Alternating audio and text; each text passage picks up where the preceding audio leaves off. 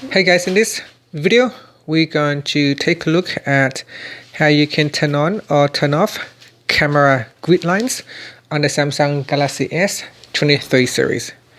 First, tap on the home button to go back to the home screen, and from the home screen open up the camera app.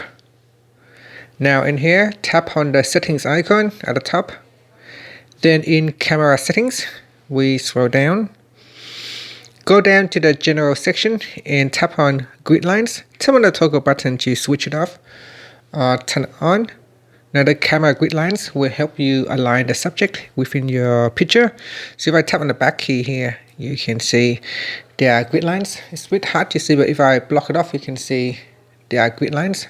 So it is breaking up into 9 sections. So you've got the top row, middle row, and the bottom row, and 3 columns. And that's it. So that is how you can switch it on or turn it off in the camera settings on the Samsung Galaxy S23 series. And that's it. Thank you for watching this video.